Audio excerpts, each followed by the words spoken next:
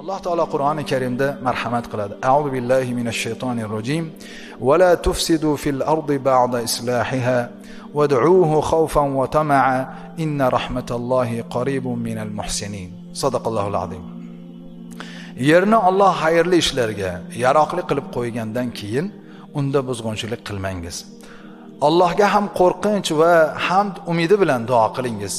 Allohning rahmati ezgu ish qiluvchilarga yaqindir deb Alloh taolo Qur'oni Karimda yer yuzida fasod va buzg'unchilik qilmaslikka amr etdi. Imom Sha'roviyning gaplari bor. Yaxshilik qila olmayotgan bo'lsang, hech bo'lmasa yomonlik qilma degan. Bu qisqa gap-u, lekin teran ma'nosi katta gap bu. Foydang yetmayaptimi? Oilangami, mahallangami, yurtingami, hech bo'lmasa zarar berma, zarar kunanda bo'lma deganlar.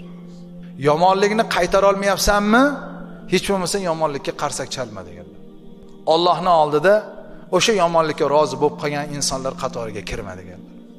Shu uchun yurtda avvalo isloh qilish hammaning vazifasi. Lekin qo'ldan kelavermaydi hammani. Hech bo'lmasa buzg'unchilik qilmasin, fisq fasod qilmasin, odamlarga zarar yetmasin.